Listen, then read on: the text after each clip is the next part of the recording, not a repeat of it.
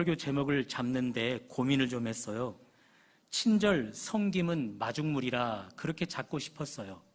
그 마중물이 후한 예를 갖춘 대접을 이끌어오기 때문에 그렇게 잡을까 하다가 후반부, 후한 예를 갖춘 대접, 그것이 더 중요해서 설교 제목을 이렇게 바꾸었어요.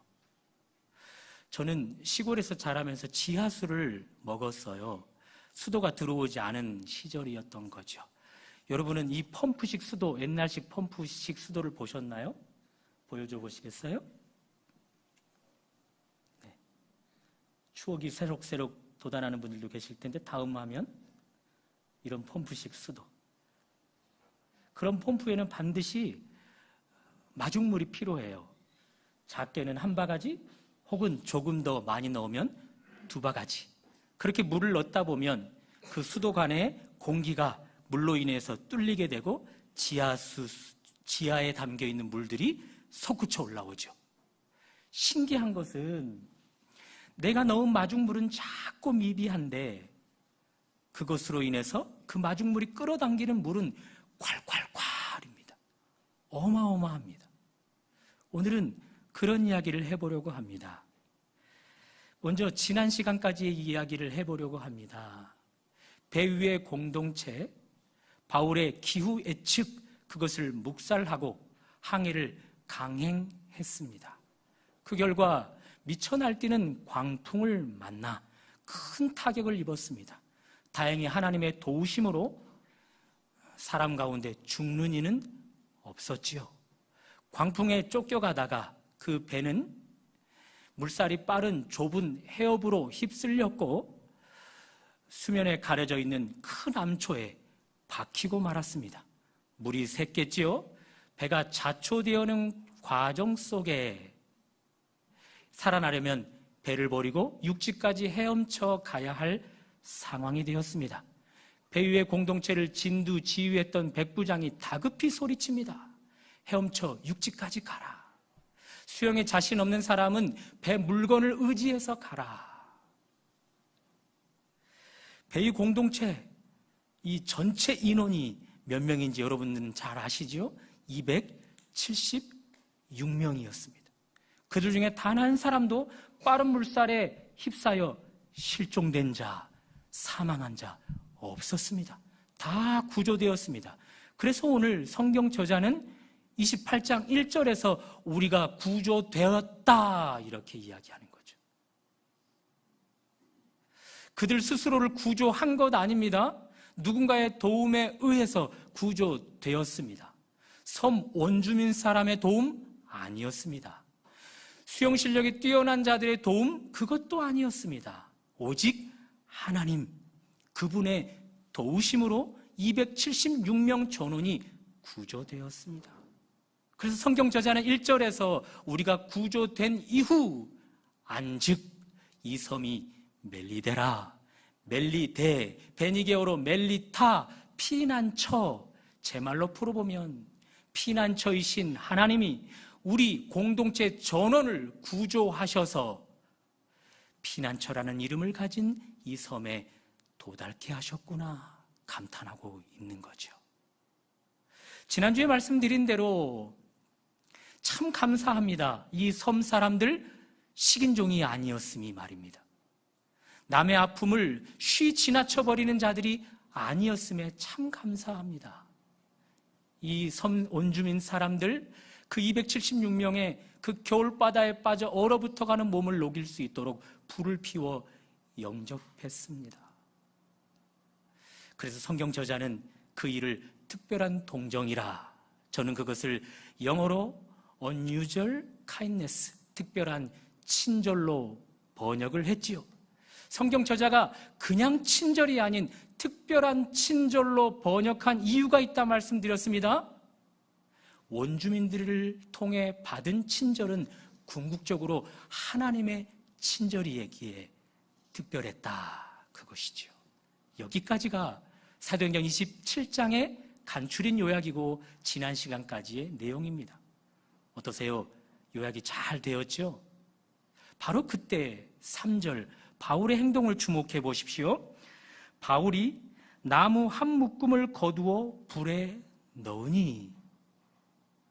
바울이 갑자기 일어나더니 나무가 쌓인 묶음으로 가더니 한 묶음을 가져와서 불에 넣고 있습니다. 여러분, 이 바울의 행동 어떻게 느끼시나요? 오버하는 행동? 누가 시키지도 않았는데 너무 설치는 행동? 아니면 겸손한 자세로 공동체 전원을 섬기고자 하는 마음? 어떻게 여러분은 느끼세요? 바울의 행동에서 저는 이것을 느낍니다. 바울, 원주민들로 인해서 받은 하나님의 특별한 친절에 작게나마 무엇이라도 보답하고 싶었습니다. 그 보답을 찾다가 발견했습니다. 불화력이 작아지는 것을. 그 작아지는 화력으로는 275명이 몸을 녹일 수가 없어요. 젖은 옷을 말릴 수가 없어요. 그래서 나무가 쌓인 곳으로 뛰어가 나무를 가져다가 불을 지펴 화력을 크게 하는 거죠. 얼어붙어 있던 그들의 공동체를 회복시키는 일에 바울이 크게 친절을, 섬김을 하고 있습니다. 바울의 이 솔선수범, 우리는 아무 감정 없이 읽으면 안 돼요. 방금 전까지 바울을 포함해서 276명은 죽으려다가 살아났어요. 빠른 물살에 죽을 힘을 다해, 젖먹던 힘까지 다해 헤엄쳐 구조되었어요. 가까스로 육지에 도착했을 때 더 이상 남은 힘이 없어요. 거기다가 몸까지 얼어붙어가는 과정이에요. 다행히 원주민들이 피워놓은 불까지는 올 수 있었지만 더 이상 남은 힘이 없어요. 그 누구도 불화력이 작아지는 것에 관심을 가질 수가 없어요. 그 누구도 저 나무 단에 가서 한 묶음을 가져다가 불화력을 키울 의지를 발휘할 수 있는 사람이 없어요. 그런데 바울만은 거기서 불쑥 일어나 나무 한 단을 가져다가 또 불을 지피는 거예요.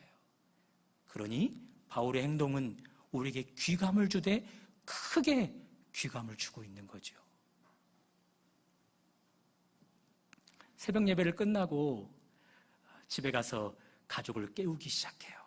쉽게 다리가 붓는 아내의 다리를 주물러 주면서 아내를 깨우고 안방에서 가까운 딸 방으로 가고 순차적으로 아들 방으로 가요.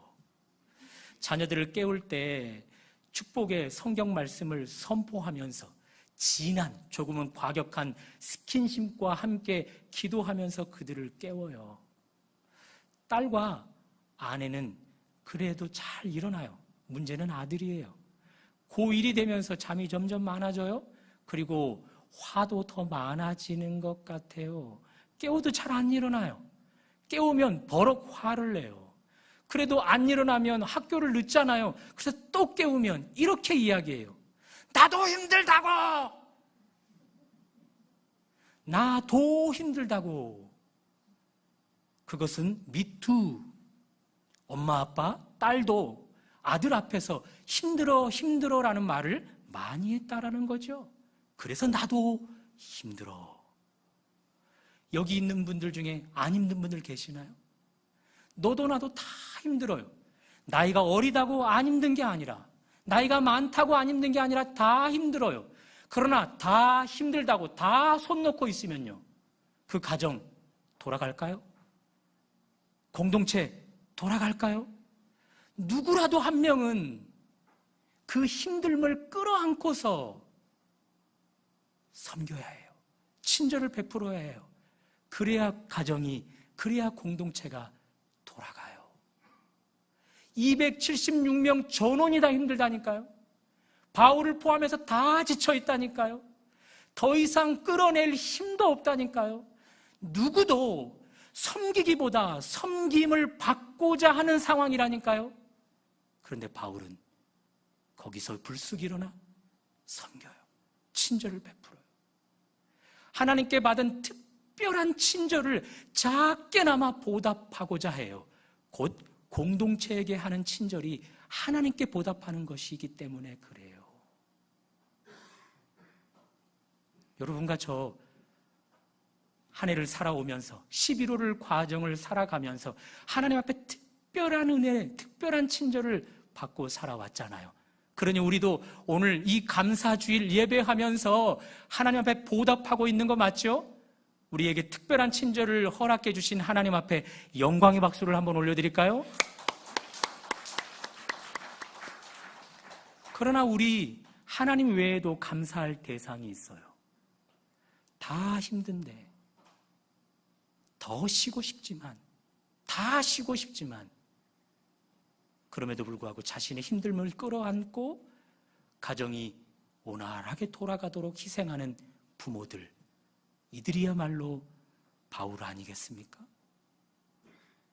우리 그분들에게 우리 격려의 박수를 한번 보내드리면 좋겠습니다. 교회 공동체에도 우리가 박수를 보내드려야 될 부분들이 계시는 것 같아요. 코로나 2년이 다 되어가요. 매주 토요일마다 우리 공동체를 위해 방역해 주시는 분이 계셔요. 단 한 번도 거스르지 않고. 그분이 이 시대에, 이 공동체의 바울 아니겠어요? 매주는 아니지만 교회 청결 문제를 신경 쓰는 분들이 계셔요. 화장실을, 본당을 청소하는 분들. 지난주 월요일 날 누군가가 교회에 찾아오셨어요. 왜 오셨어요? 그랬더니 청소하러 왔대요. 추수감사 주일인데 조금이나마 청결케 해서 나도 성도들도 예배하면 좋지 않겠어요? 그런 마음으로 와서 청소하고 갔어요. 그런 분들이 이 공동체의 바울 아니겠어요? 다 힘들어요. 다 시간이 없어요. 다 바빠요. 그런데 그분들은 없는 시간을 짜내서, 없는 에너지를 끌어모아서 공동체를, 가정을 섬겨요. 우리 그런 분들을 향해 다시 한번 격려의 박수를 보내드릴까요? 여러분들이 그런 분들이라면 우리 하나님, 그것 내게 향한 것이라, 내게 보답한 것이라 라고 말씀해 주실 거예요. 추수감사 이 예배 가운데 나는 너희들의 그 친절을, 너희들의 그 섬김을 귀한 열매로 받았다, 그렇게 말씀하실 것입니다. 그런 은혜가 여러분 것 되시기를 주님의 이름으로 축원합니다. 자, 이렇게 바울, 원주민들에게 받은 특별한 친절을 하나님께 받은 것이라 생각해서 공동체에게 작은 친절이나마 보답하고자 했어요. 그런데 안타깝게 이런 일이 펼쳐져요. 3절 중반절 스크린으로 한번 봐줘보세요. 뜨거움으로 말미암아 독사가 나와 그 손을 물고 있는지라. 겨울잠을 자고 있었던 독사가 불에 의해서 나와서 바울의 손을 물어버렸어요. 섬에 사는 독사는 독성이 더 강하다는 말이 있죠. 그러니 이런 독사에게 물리면 치사율 100%죠. 물리는 족족 다 죽게 되어 있어요.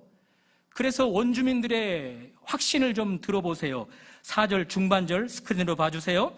이 사람은 살인한 자로다. 바다에서는 구조를 받았으나 공의가 그를 살지 못하게 함이로다. 제 말로 풀어보면 찌찌. 바다에서 구조되면 뭐하나 저렇게 죽고 마는 걸, 저 사람 너무 불쌍하다, 그렇게 혀를 차고 있는 거죠. 276명 가운데 또 원주민들 가운데 말하기 좋아하는 사람들은 이렇게 말하지 않았을까요? 바울, 저거 오버해서 그래.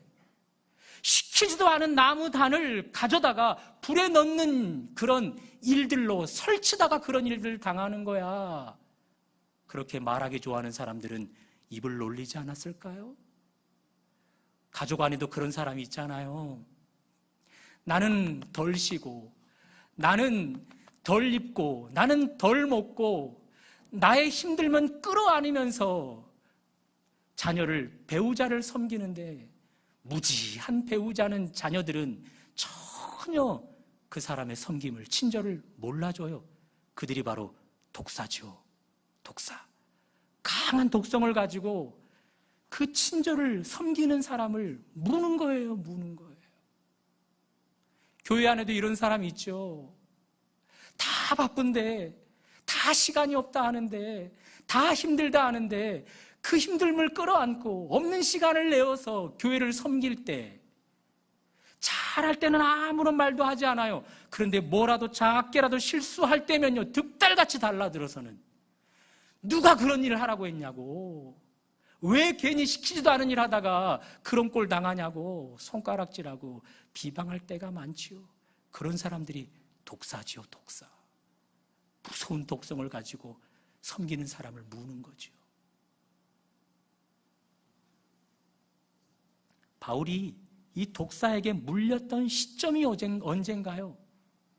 하나님께 받은 특별한 친절을 공동체에게 섬기는 것으로 보답할 때예요. 여러분, 성경에서 뱀은요, 매우 부정적인 이미지예요. 여러분과 저를 포함한 모든 인류를 죄 가운데 죄의 종 되게 했잖아요.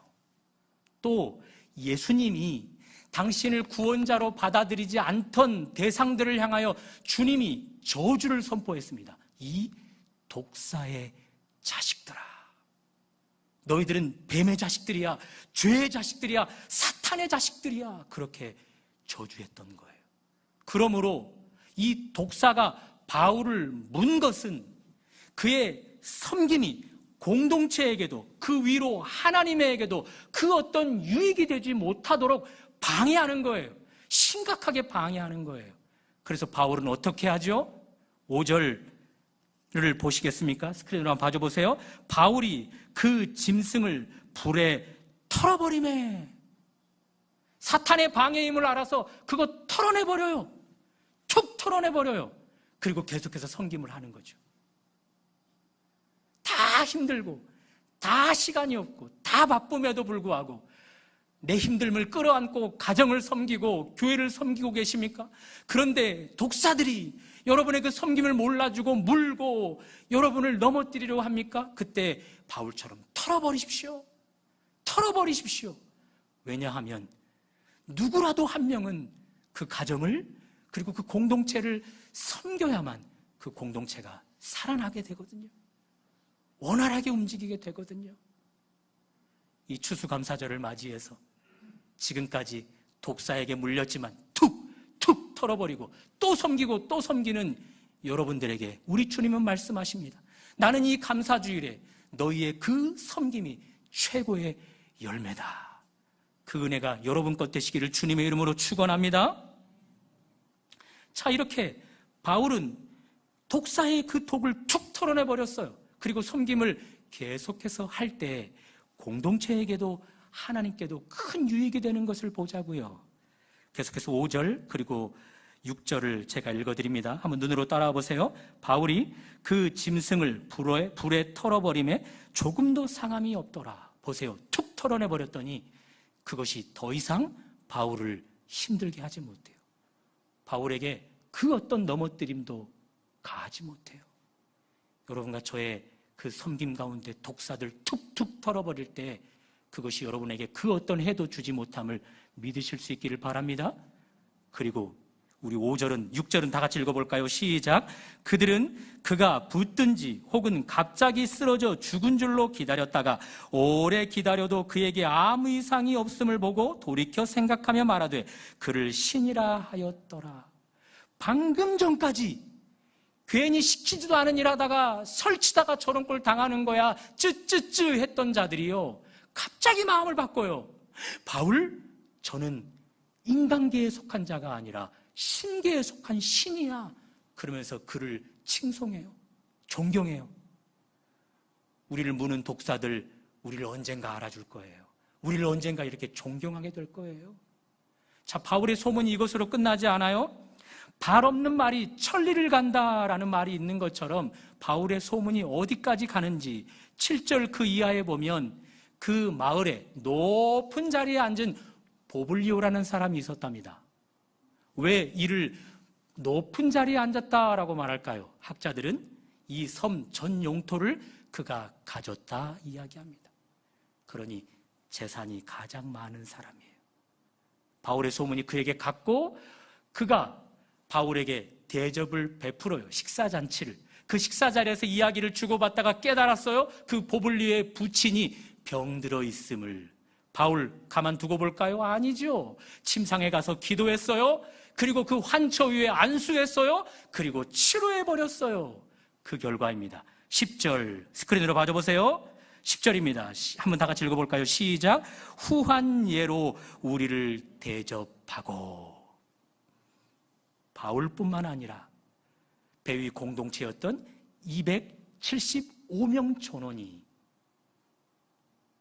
후한 예를 갖춘 대접을 받게 되었다고요. 몇 달간? 11절을 보시면 3달간 먹는 문제, 숙박 문제, 입는 문제, 의식주를 해결받았다고요. 바울은 하나님께 받은 그 친절을 작게나마 보답하고자 공동체를 섬겼어요. 작은 마중물 바가지 하나, 둘 정도를 부었을 뿐이에요. 그런데 그 마중물은요, 엄청난 것을 끌어오는 거예요. 콸콸콸. 말도 안 되는 수돗물을, 말도 안 되는 지하수를 끌어내는 거예요. 말도 안 되는 하나님의 후한 예를 갖춘 대접을 끌어당기는 거예요. 그래서 자기뿐만 아니라 275명이 무려 3달간 의식주를 해결받게 하는 거예요.